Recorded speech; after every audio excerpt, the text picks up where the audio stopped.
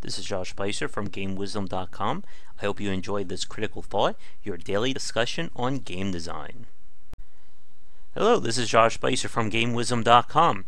Welcome to today's Critical Thought. First, thank you to 739 subscribers here on YouTube. We are certainly growing faster than I was expecting. We still haven't even decided on the big Let's Play for 700 subs.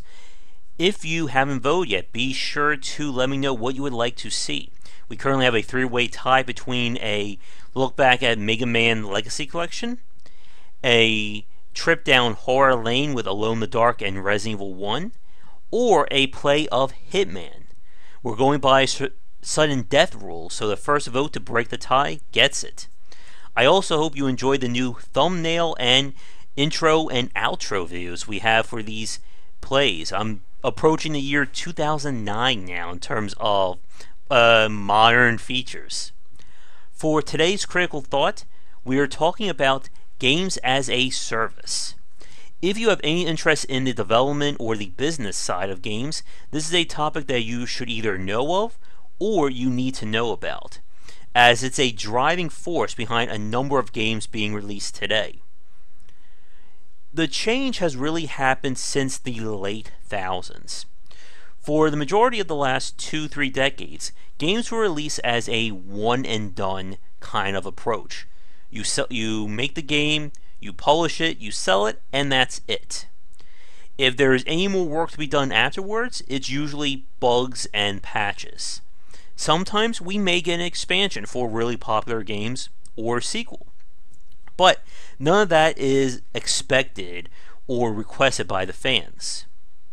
And that's how things were until pretty much the arrival of Team Fortress 2.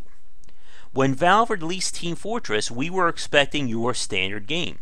We bought it, we'll play it, and if it catches on, yay. If it doesn't, we move on to something else. We didn't expect any more work being done or any more content being added.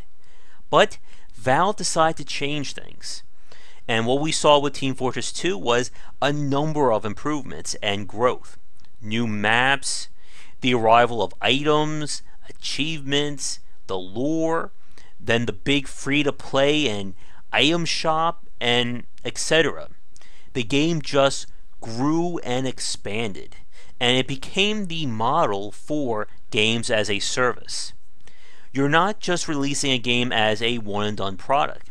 Instead, you're releasing a potential platform, a foundation for you to grow and hopefully keep earning money with.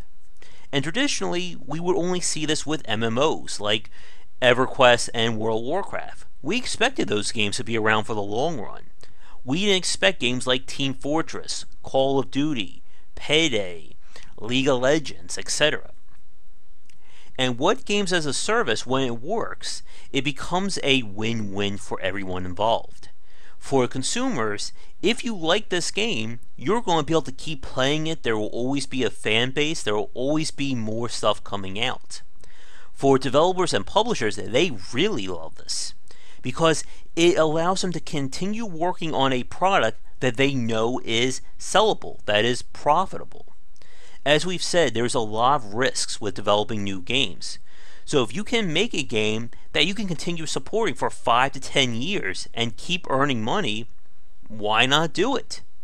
And thanks to Team Fortress and then followed up by League of Legends, that model has become very viable. And it's not only seen in indie development, but in AAA games as well. The whole idea of a yearly or an annual season pass for a game is pretty much games as a service.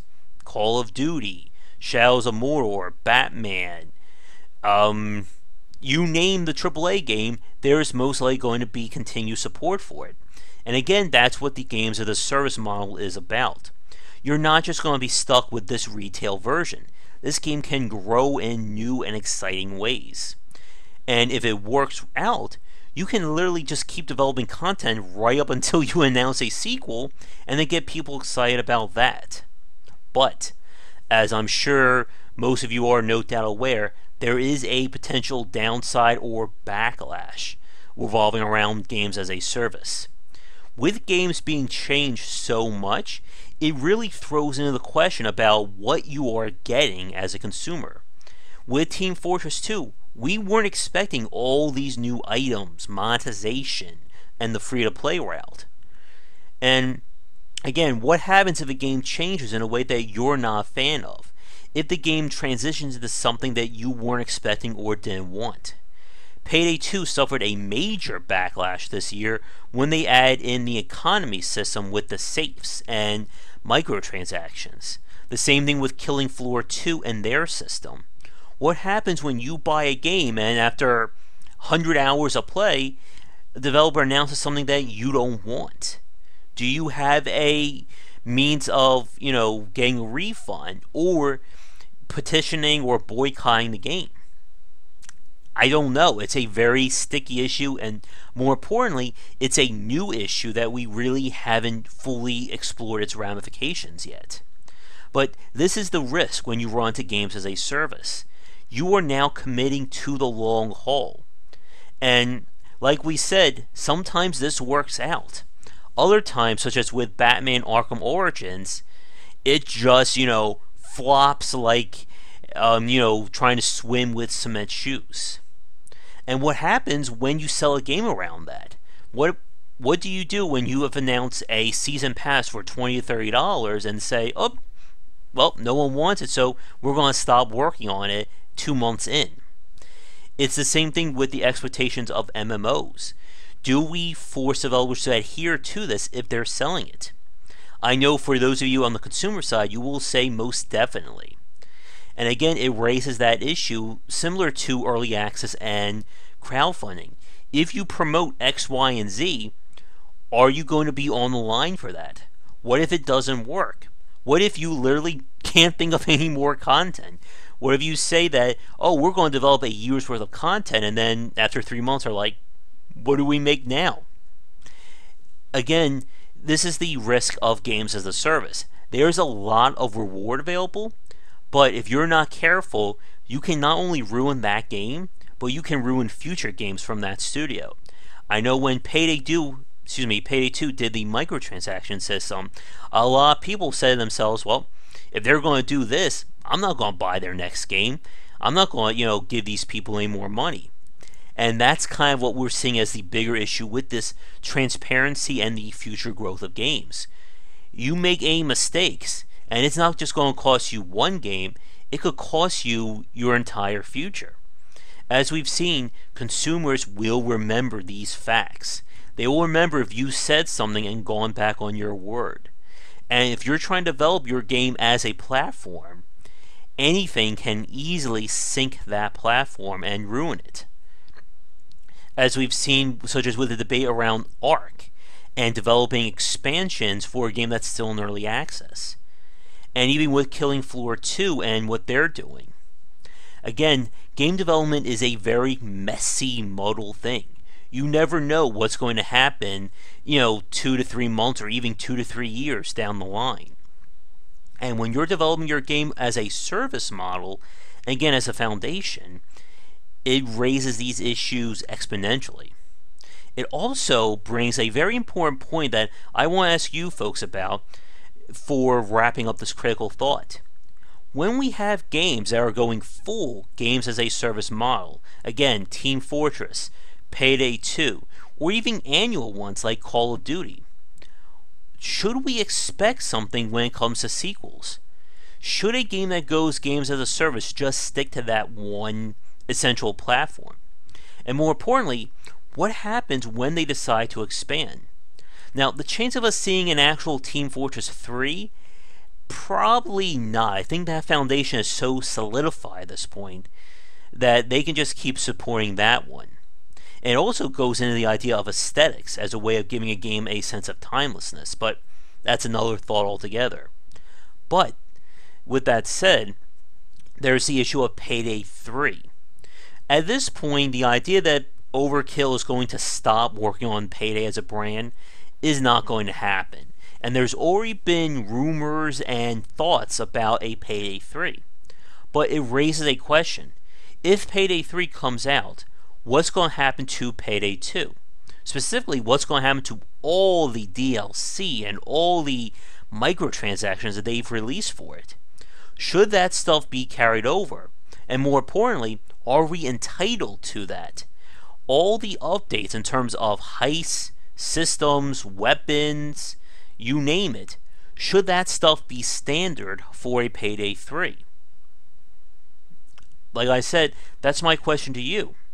With Team Fortress 2, I think at this point we're not going to see a Team Fortress 3.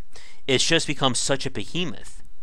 But for developers, especially those in the AAA market who are trying to push games as a service, what do future games mean for their model?